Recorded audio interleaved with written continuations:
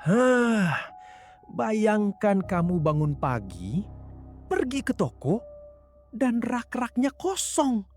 Bayangkan negaramu tidak bisa membeli atau menjual apapun ke sebagian besar dunia.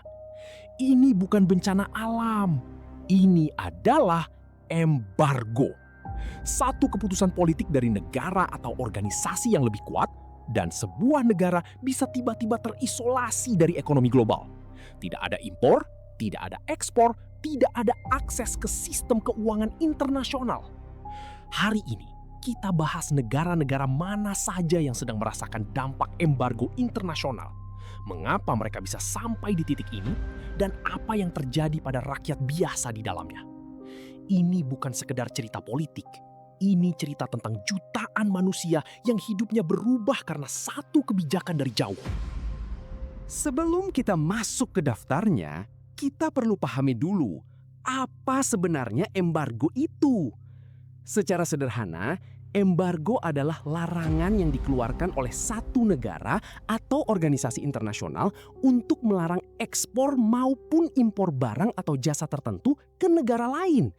Dalam bahasa yang lebih keras, embargo adalah cara memotong oksigen ekonomi suatu negara tanpa harus menembakkan satu peluru pun. Ada beberapa jenis embargo yang perlu kita tahu. Pertama, embargo perdagangan. Melarang semua atau sebagian besar perdagangan antara dua negara. Kedua, embargo militer. Melarang penjualan senjata dan peralatan militer. Ketiga, embargo keuangan. Memblokir akses ke sistem perbankan dan investasi internasional. Dan keempat, embargo minyak secara khusus menargetkan sektor energi. Yang membuat embargo berbeda dari perang adalah ini. Dampaknya dirasakan paling keras bukan oleh tentara di medan perang, tapi oleh rakyat biasa di pasar, di rumah sakit, dan di sekolah. Menurut sebuah studi di jurnal The Lancet Global Health tahun 2025, sanksi ekonomi yang diberlakukan oleh Amerika Serikat dan Uni Eropa diperkirakan terkait dengan 38 juta kematian dari tahun 1970 hingga 2021. Angka yang mengerikan. Dan angka itulah yang membuat embargo menjadi salah satu instrumen kebijakan luar negeri paling kontroversial di dunia. Sekarang, mari kita lihat siapa saja yang sedang merasakannya. Di puncak daftar kita ada Rusia, negara yang paling banyak menerima sanksi dan embargo sejak tahun 2000 dengan lebih dari 13.000 sanksi aktif yang terus bertambah. Semuanya berubah pada 24 Februari 2022 ketika Rusia menginvasi Ukraina secara penuh. Amerika Serikat, Uni Eropa, Inggris, dan negara-negara G7 bereaksi cepat dengan paket sanksi paling masif dalam sejarah modern.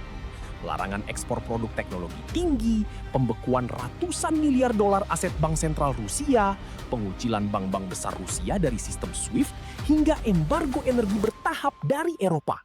Tujuannya jelas, melumpuhkan mesin perang Rusia dari dalam. Tapi hasilnya tidak sesederhana itu. Rusia membangun apa yang sekarang dikenal sebagai armada bayangan. Ratusan kapal tank tua yang beroperasi di luar pengawasan internasional untuk tetap mengekspor minyak ke pasar-pasar yang tidak bergabung dalam sanksi, seperti India, Tiongkok, dan beberapa negara di Asia Tengah. Ekonomi Rusia memang tertekan, tapi rezimnya belum runtuh. Dan inilah pelajaran besar yang selalu muncul dalam sejarah embargo. Sanksi bisa menyakiti, tapi jarang langsung menundukkan. Kalau Rusia adalah yang paling banyak terkena sanksi dalam sejarah terbaru, Iran adalah yang paling lama bertahan di bawah tekanan embargo. Sudah lebih dari 45 tahun. Semuanya dimulai pada 1979. Setelah revolusi Islam, Amerika Serikat membekukan aset Iran dan memulai embargo yang perlahan-lahan semakin diperketat selama puluhan tahun. Alasan bertambah, program nuklir yang dianggap mengancam keamanan regional, dukungan terhadap kelompok-kelompok bersenjata di seluruh Timur Tengah, dan pelanggaran hak asasi manusia. Puncaknya terjadi di 2018 ketika Amerika Serikat di bawah Trump keluar dari perjanjian nuklir JCPOA dan memberlakukan kembali sanksi paling ketat, termasuk larangan ekspor minyak Iran yang merupakan sumber utama pendapatan negara dan pengucilan Iran dari sistem perbankan SWIFT. Dampaknya sangat nyata bagi rakyat biasa. Inflasi Iran mendekati 50%. Nilai mata uang rial Iran hancur. Obat-obatan dan peralatan medis menjadi langka karena sulitnya transaksi keuangan internasional. Tapi Iran tidak menyerah, bahkan terus mengembangkan program nuklirnya. Dan inilah paradoks embargo. Kadang tekanan dari luar justru memperkuat legitimasi rezim di dalam negeri karena rakyat melihat musuh bersama dari luar, bukan masalah di dalam. Kalau kamu pernah melihat foto bumi dari luar angkasa di malam hari, kamu pasti perhatikan satu hal. Korea Utara gelap total. Sementara Korea Selatan, Jepang, dan Tiongkok bersinar terang, Korea Utara hampir tidak ada cahaya sama sekali. Itu bukan sekedar masalah listrik, itu gambaran dari embargo paling ketat yang pernah ada. Amerika Serikat sudah memberlakukan sanksi terhadap Korea Utara sejak era 1950-an. Tapi sanksi diperketat secara dramatis setelah Korea Utara memulai dan terus mengembangkan program nuklir dan rudal balistiknya. PBB turut bergabung, menambahkan lapisan embargo multilateral, larangan mengekspor atau mengimpor minyak bumi, logam, batu bara, makanan laut, hingga barang-barang mewah. Total, lebih dari 2.171 sanksi aktif mengepung Korea Utara dari segala arah. Hasilnya, ekonomi Korea Utara hampir tidak memiliki akses ke pasar global yang sah. Rakyatnya hidup dalam kemiskinan ekstrim. Tapi rezimnya justru terus meluncurkan rudal baru, termasuk Hwasong-17 yang diklaim bisa menjangkau daratan Amerika Serikat langsung dari Pyongyang. Ini adalah paradoks paling ekstrim dari embargo. Negara yang paling miskin justru memiliki senjata yang paling ditakuti. Selain tiga besar tadi, ada beberapa negara lain yang juga menanggung beban embargo internasional. Kuba, embargo paling tua, 60 tahun lebih. Kuba memegang rekor embargo terlama dalam sejarah modern. Sejak 1960, setelah revolusi komunis Fidel Castro yang menasionalisasi aset-aset perusahaan Amerika, Washington memberlakukan embargo perdagangan dan investasi total. Lebih dari 60 tahun berlalu dan embargo itu masih berlaku.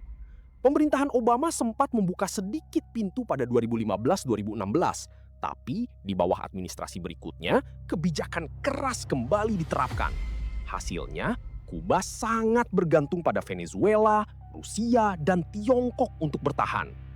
Suriah, 2.811 sanksi, tapi ada harapan baru. Suriah menerima lebih dari 2.800 sanksi, terbanyak ketiga di dunia, sejak Amerika Serikat memberlakukan embargo pada 2004 karena dugaan dukungan pemerintah Suriah terhadap kelompok teroris dan campur tangan di Lebanon. Konflik saudara yang dimulai 2011 memperparah segalanya. Uni Eropa dan AS sepakat memblokir ekspor, membekukan aset, dan mengisolasi Suriah dari sistem keuangan global. Namun ada berita terbaru. Pasca perubahan politik di Damaskus pada akhir 2024, Amerika Serikat dan Uni Eropa mulai mencabut sebagian sanksi sebagai langkah membuka jalan bagi rekonstruksi Suriah. Venezuela, ketika minyak tidak cukup membebaskan. Venezuela adalah ironi terbesar dalam daftar ini. Negara dengan cadangan minyak terbesar di dunia, tapi rakyatnya antre BBM berjam-jam. Sejak pemerintahan Maduro dianggap otoriter dan tidak demokratis, Amerika Serikat memberlakukan sanksi ketat terhadap sektor minyak Venezuela, sumber utama pendapatannya. Lebih dari 747 sanksi aktif membelit Venezuela. Hasilnya, hiperinflasi, gelombang pengungsi besar-besaran, dan krisis kemanusiaan yang masih berlangsung hingga hari ini. Myanmar, ketika militer merebut segalanya. Pada Februari 2021, militer Myanmar menggulingkan pemerintahan demokratis terpilih dan menahan Aung San Suu Kyi. Dunia internasional bereaksi cepat. Amerika Serikat, Uni Eropa, Inggris, dan Kanada memberlakukan sanksi terhadap para pemimpin junta, membekukan aset mereka, dan melarang ekspor senjata ke Myanmar. Konflik bersenjata internal masih berlangsung hingga 2026, dan sanksi internasional terus dipertahankan sebagai tekanan pada rezim militer. Mungkin banyak dari kalian yang tidak tahu, Indonesia pun pernah terkena embargo dari Amerika Serikat.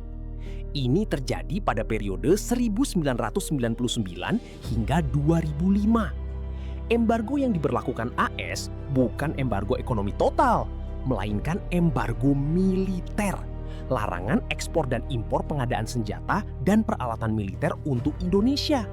Alasannya, pelanggaran hak asasi manusia berat yang dilakukan oleh militer Indonesia di Timur Timur, terutama pasca jajak pendapat kemerdekaan pada 1999. Dampaknya cukup signifikan bagi TNI saat itu. Sulit mendapatkan suku cadang untuk alutsista yang sebagian besar buatan Amerika, dan tertutupnya akses ke teknologi militer AS.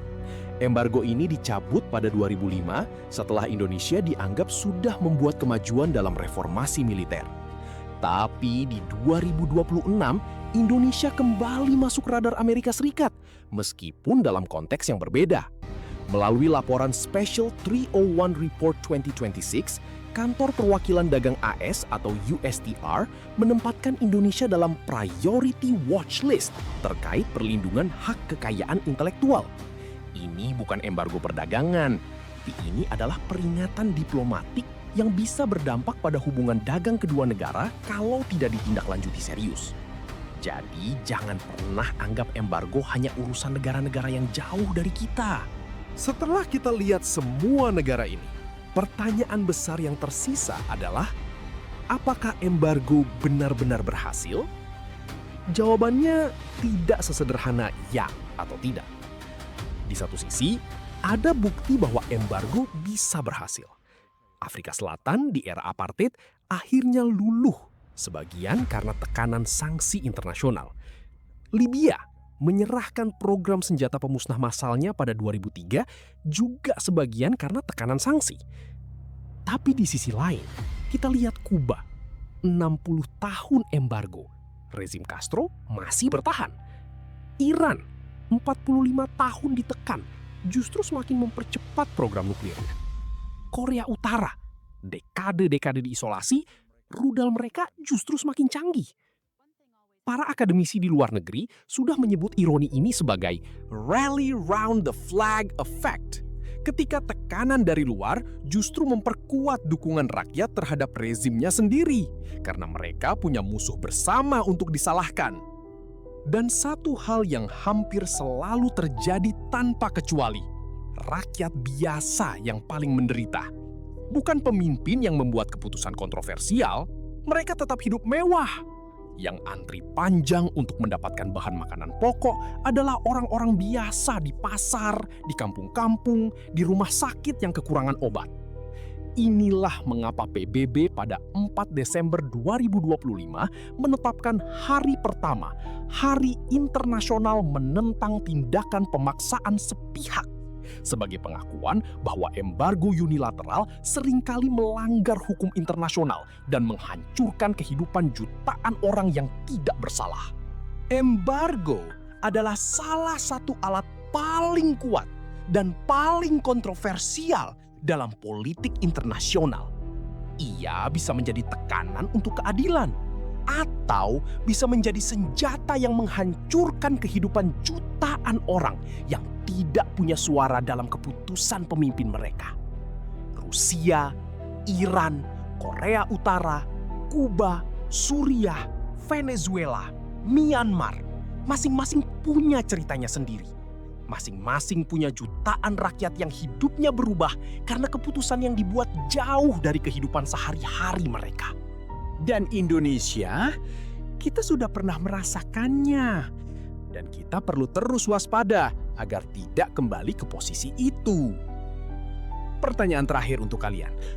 Menurut kalian, Apakah embargo adalah instrumen yang adil dalam politik internasional atau justru alat penghukuman yang sering salah sasaran? Tulis pendapatmu di kolom komentar. Kalau video ini bermanfaat, jangan lupa subscribe dan nyalakan loncengnya karena masih banyak analisis geopolitik dan militer yang akan kita bahas bersama. Sampai jumpa di video berikutnya.